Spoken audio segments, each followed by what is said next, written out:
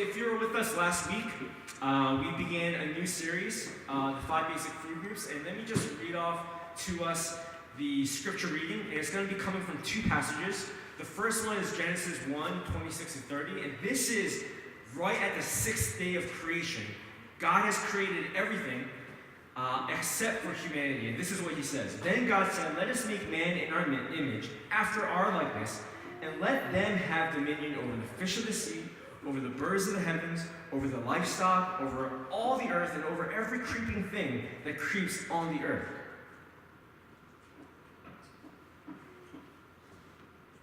So God created man in his own image. In the image of God, he created him. Male and female, he created them.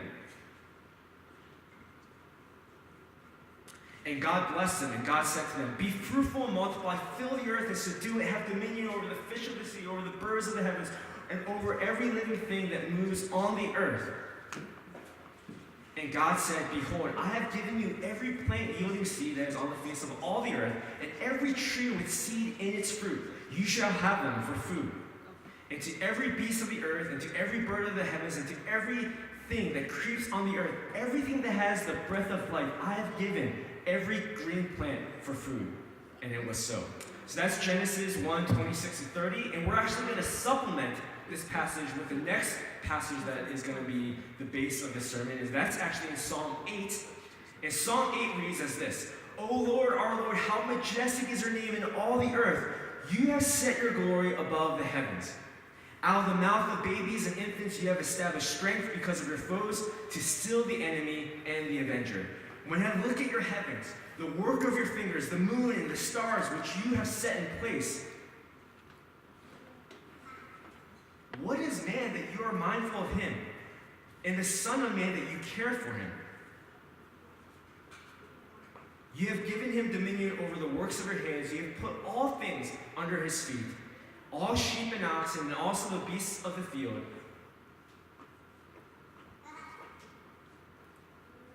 and the birds of the heavens, and the fish of the sea, whatever passes along the paths of the seas. O Lord, our Lord, how majestic is your name in all the earth." So those are the 2 passages that we're really going to focus on for this sermon. And if you were here last week, you know the 5 basic food groups of the gospel, and we're in the second sermon, and the focus here is answering the question, what is humanity? Who am I?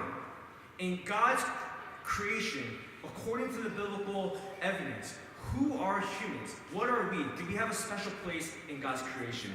And just to recap, the 5, before we actually go any further, like I mentioned last week, we are going to have question and answer, because with the 5 basic food groups of the gospel, we're talking about a lot of loaded things that may not be able to address all of your individual questions. If you have any questions, you can actually text your questions anonymously to this following number. I know for some of us, texting questions and listening to a sermon might be distracting. So after the sermon, I will also carve out a good chunk of time for you to text away any questions, and we'll probably field a handful of these questions during service, because again, these are loaded things that we're going to be talking about, and unfortunately, we're not going to be able to address all of your individual things. So Q&A, I think, is going to be a great opportunity to do that. So there is the phone number. At the end of the sermon, I'll also post up the phone number as well, so don't feel like you have to memorize it. But anyway, so let's get right into it. The 5 basic food groups of the gospel. Who is God? We talked about this last week. According to Genesis 1 and 2, we know that our God, the way he portrays himself, is he is utterly holy, so powerful, unmitigated sovereignty over all creation. He was able to create everything, this entire universe, with just his mere breath. I mean, that's amazing. But not only is our God so holy, so majestic, just like we sang about in the other song, our God is so relatable. He portrays himself not as a king, but he portrays himself as a worker in order to identify with us. And he is the author of all creativity, all beauty. He is the reason why we have pride in our work. He is the reason why there is order and intelligence and thoughtfulness, even in creation, that we see. All of that comes from God. He is the author, the source of everything that we see that is good. And the question today is, the next basic food group of the gospel is, what is humanity? Who am I? And that's the focus today. And just quickly to recap, the other 3 is, what is a problem? what is the solution, and what is God's and our ultimate purpose. And the subsequent sermons are going to be tackling and addressing each one of these questions. And the 5 basic food groups is actually a really good metaphor when we think about the gospel, because just like in our own diet, we want to make sure that we have a balanced diet.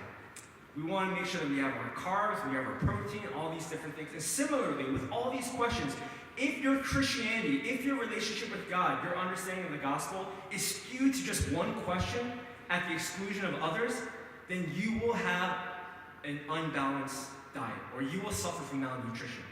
And similarly, how you answer these questions makes all the difference. Even though protein is important, like I mentioned earlier last week, if your protein is fried chicken at Popeyes, and if your source of fruit and vegetables is a strawberry milkshake, and that's also your source of dairy, even though you're hitting all, 3 or 4 of those food groups, you're gonna suffer from malnutrition. And already, with this metaphor, even last sermon, I'm so glad I've been getting great feedback. I know this is something you've been thinking about, and we've been applying it, but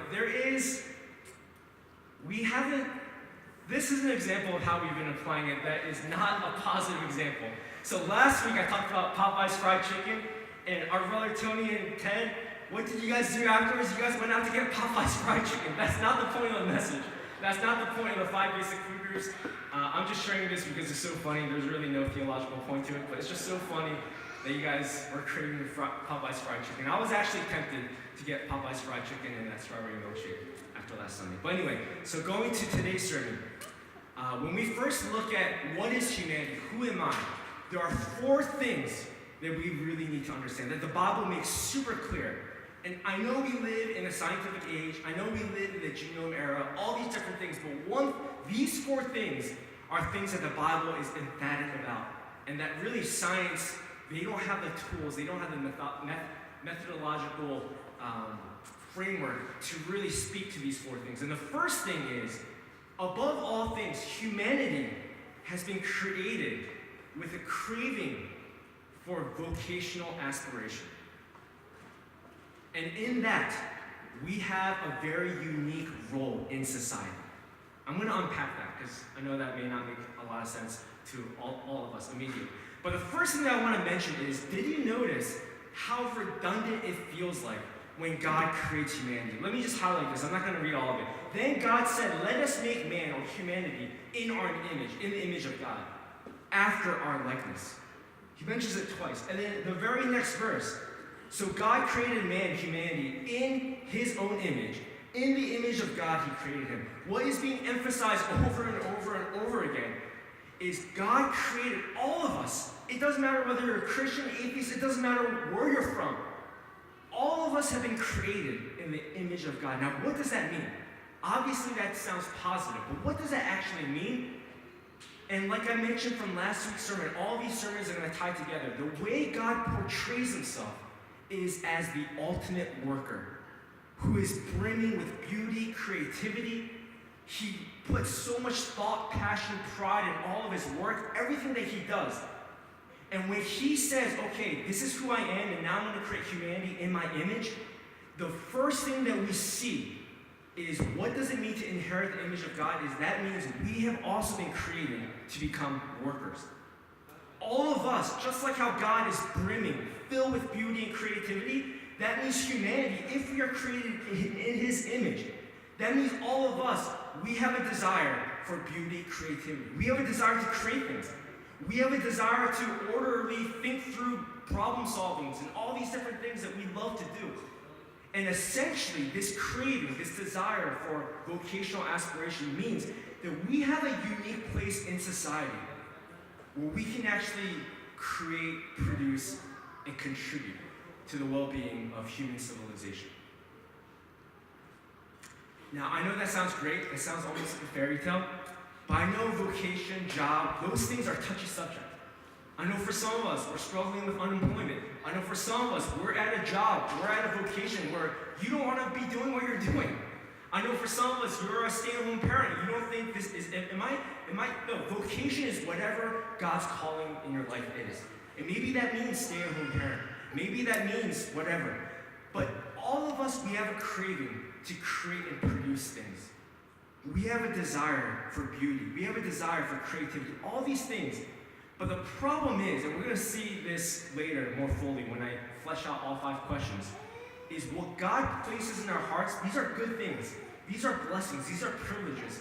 But what we end up doing is we take these blessings and privileges, this desire for beauty and creativity, and we idolize it.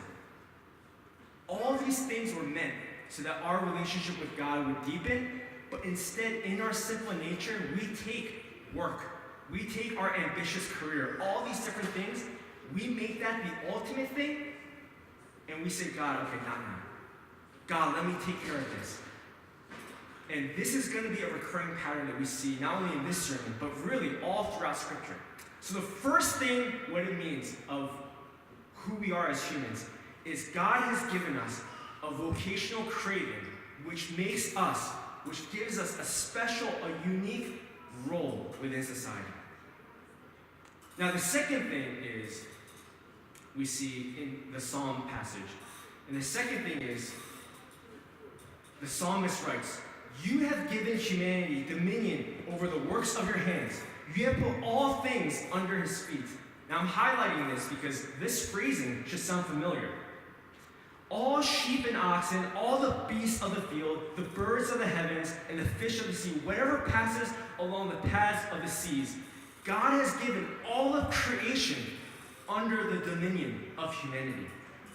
And the second thing that the Bible makes clear is not only do we have a craving for vocational aspiration that gives us a unique role within society, but the second thing is God has given us a craving for power that gives us a special role across God's creation. And let me unpack that a little bit more. So when God created the 6 days of creation that we talked about last week, and he created with so much pride, with so much thoughtfulness, with so much creativity, with so much beauty, all these things, after every single day other than day 2, he said, this is good, this is good, this is good. After he sees everything, he says, this is very good. He takes so much pride in everything that he has made. And even though he takes so much pride in everything that he has made, where does he give all of that creation to? He gives all of his creation, the earth, all the animals, everything, under the dominion of humanity, under our dominion, under our care. And this is why whenever I see things like animal abuse, man, my heart breaks. Whenever I hear stuff about the environment being in a really, and I know that's controversial, but regardless, whenever I hear about things about the environment, the health of our environment, the longevity of our environment, all these different things, my heart feels very burdened, and many of you do as well. And one of the things I really wanted to do is I wanted to I know some of you are much more environmentally sensitive, and some of you are preparing like an exhortation time so that we can be a little bit more informed about what's going on in our environment and how we can be faithful and how we can use these issues in a way that glorifies and worships God. But even for myself, like I mentioned, I have a 9-year-old son, Jude, and he's learning about all these different things at school. And he's learning about how much gas we use, how much fuel we use. And he's also watching a lot of YouTube videos as well about how long planet Earth is going to last. Some people say just another 50 years. And these are like credible scientists.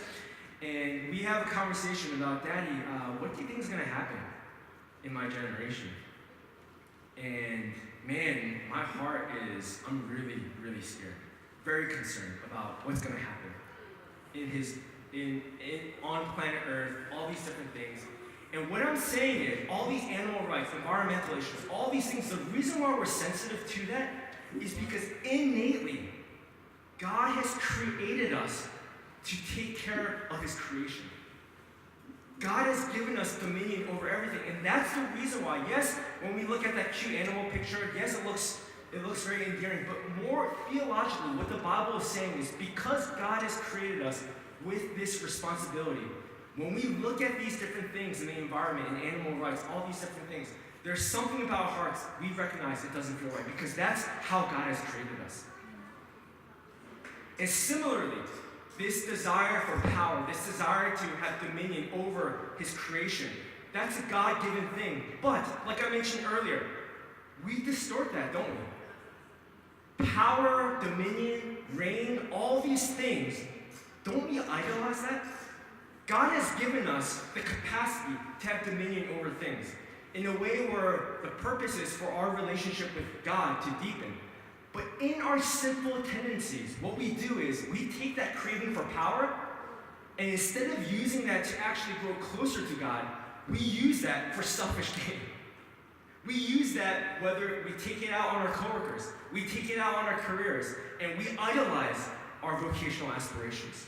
Or we take it out on our family, we take it out on our kids, our spouses, our significant others, or whatever. We have this craving. And I'm not saying that craving for power is sinful per se, because God has given that to us. But what I am saying is this craving for power that is inside all of us, and we see this especially across human civilization, that was designed so that we use that to grow deeper in intimacy with God. Because the hierarchy is, as we submit to God, that means that we are now equipped to be able to rule over everything in a healthy way. I mean, I'm thinking about even the news that I heard about sushi, for instance. I heard if we eat sushi at the rate that we're currently eating, then my daughter, Julie, who's 5 years old, in her lifetime, sushi will be a distant memory.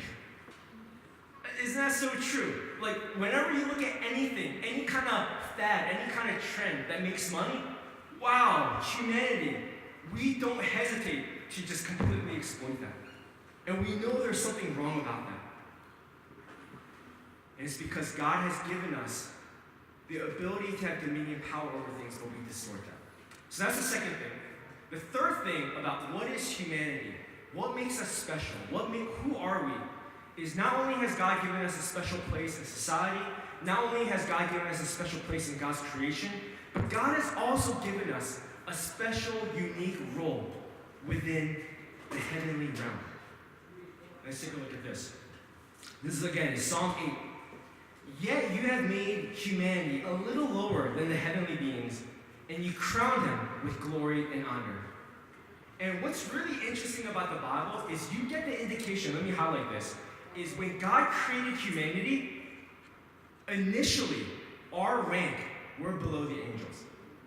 So that's why in all the different biblical accounts, whenever humans encounter an angel, whether it's Gideon in Judges, or whether it's Elizabeth and Mary and Luke, or whether it's John in Revelation, whenever they encounter an angel, they are struck with fear. And I mentioned this last week in Isaiah chapter 6, look it up for yourself. The angels, they are fiery seraphim. They have 6 wings. These are holy beings, holy creatures, that if we were to see an angel right now, all of us, we will be struck with fear.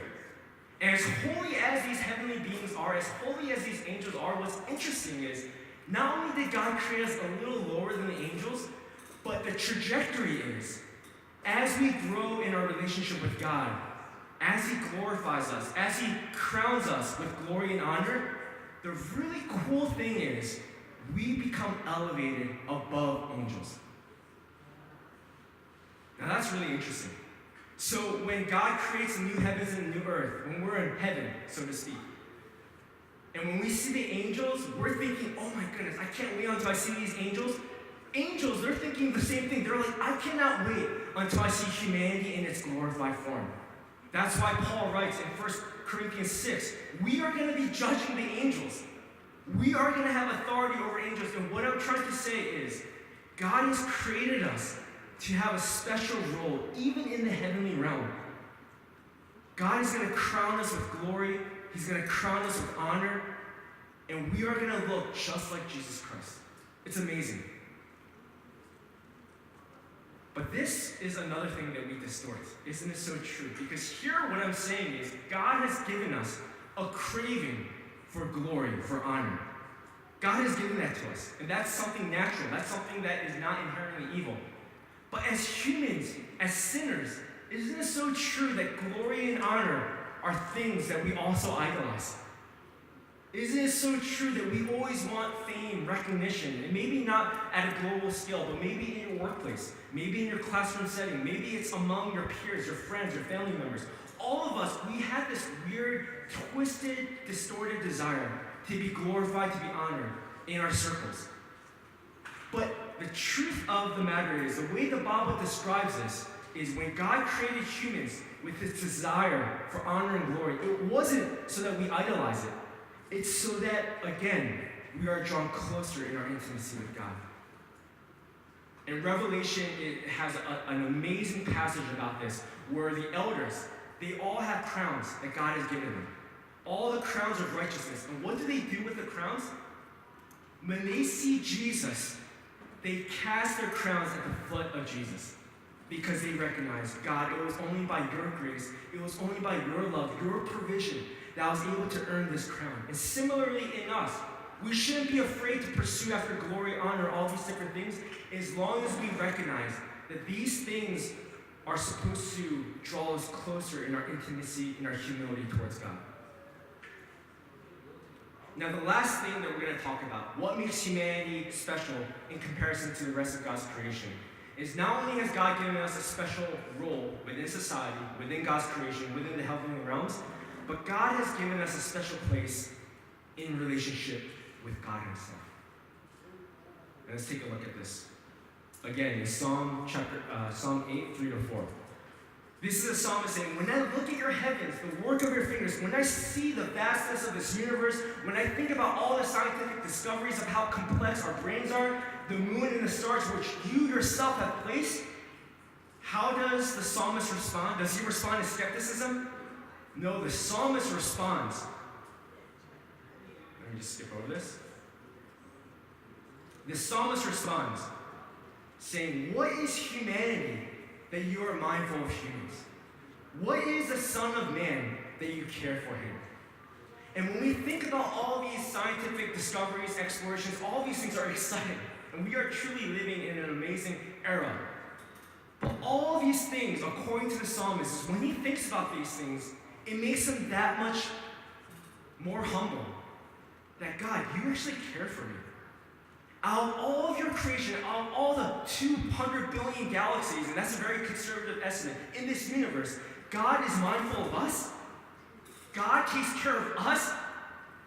Out of all the species that we see, all of God's creation, only humanity does God have this intimate relationship with him. And let me just highlight this really quickly. What is man that you are mindful of him? And the word mindful is not just an intellectual understanding of whatever. The word mindful in its Hebrew and Greek form that's later translated is this affectionate knowledge, this affectionate understanding, this understanding that only somebody who's intimate with you would know. And what this word is really conveying is God is saying, the psalmist is saying, is not only does God know us simply because he knows everything, but he knows us with affection and with intimacy. It's not enough for him to know every hair on our head, but he knows all the feelings, all the anxieties, all the worries, all the emotions that are going on in our hearts. And the next thing, in the Son of Man, that you care for him. It's not just you care for him by providing him bread and water, but this idea of caring is a word that's used frequently whenever you visit somebody. Specifically, it's weird, whenever you visit people in prisons, for whatever reason. And the idea is, this caring for somebody is not just, half attitude, here it is, but it's intentional. It requires a lot of preparation, it requires a lot of thought, it requires a lot of planning. And when we think about how the universe is created, yes, it's mind-boggling, but all this testifies to this intense care that God has placed in order for him to love us. And this is, again, another thing that we distort. Because what I'm saying here is we have a craving for love. Every human, everybody in this room, everybody outside in this room, all of us, we have a craving for love. And that's because God has created us in a way where we can have only, that love can only be fulfilled through an intimate relationship with him. But again, don't we distort that? Don't we try to get that love fulfilled by our parents, by our kids, by significant others, by whatever? And don't we get angry? Isn't this why we have so many relational conflicts? When we look to each other and we accuse each other, we may never say it with words, but in our attitudes, in our thought process, you're not fulfilling the love, this craving that I have. And therefore, we have relational issues. But the biblical design is that love, that craving can only be fulfilled by God himself. And it's a great privilege that out of all of God's creation, he chooses to have an intimate relationship with us. So that's basically it for what is humanity, who am I? And there's so much more that we can talk about, but for the purposes of keeping this short and manageable, I just wanted to touch upon those 4 things. So let me kind of recap, because what does this have to do with the whole gospel? Because like I mentioned, we want to address the whole 5 food groups of the gospel. So let me just recap. What is the 5 basic food groups of the gospel?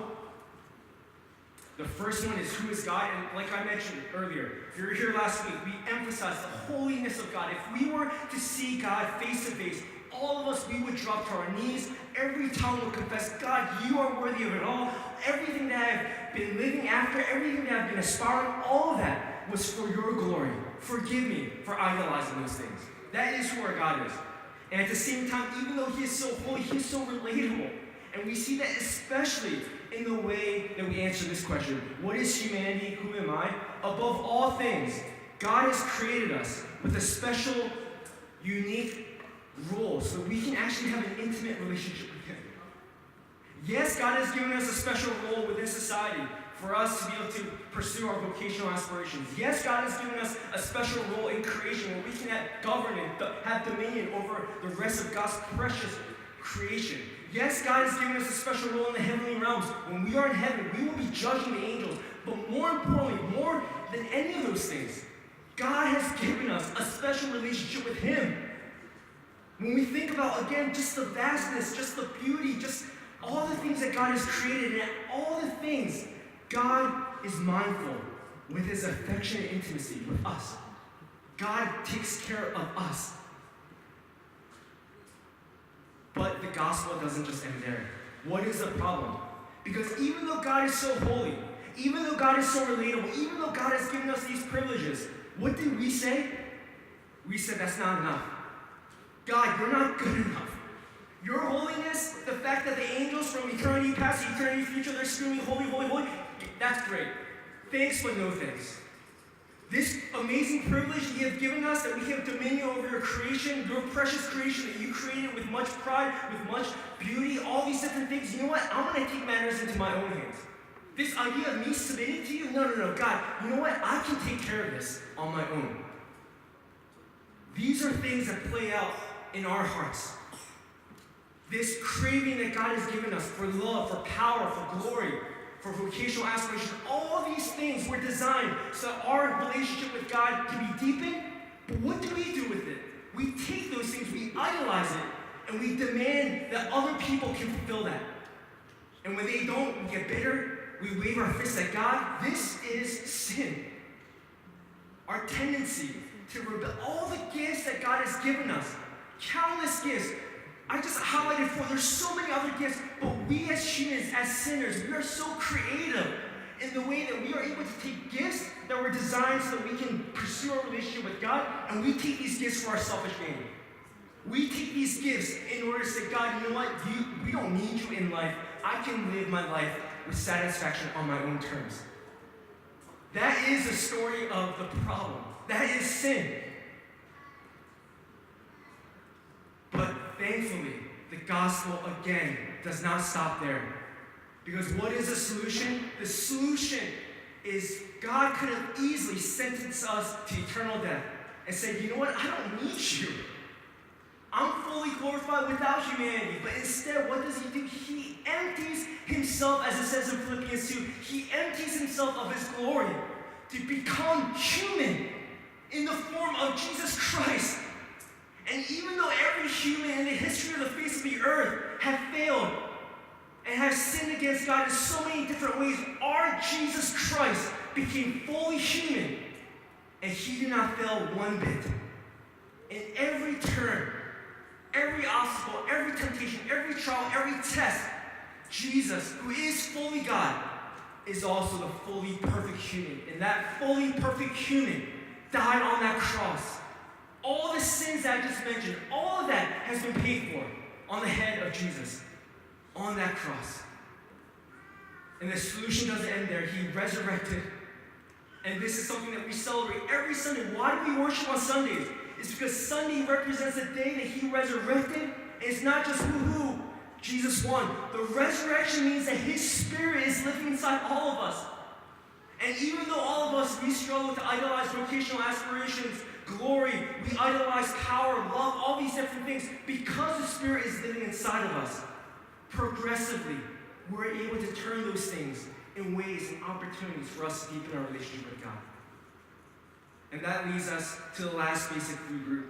And again, I want to make this super clear. Make no mistake about it, the gospel is not about you. Gospel is not about you having a fairy tale ending happily ever after. The gospel is all about God's glory. Because when we look at these 5 basic food groups, from question 1 to question 5, do you care about yourself anymore? Isn't it so much more gratifying to be able to say that my life is bringing pleasure, honor, and glory, not to myself, but to God who created it all. To God with his unmitigated holiness and power, who right now in the heavenly realms, people cannot help but to cry out, holy, holy, holy. And we get to participate in that. That is such an amazing privilege. That is the good news of the gospel. We no longer have to live for ourselves, but now we can actually live for the greatest love of all, God himself.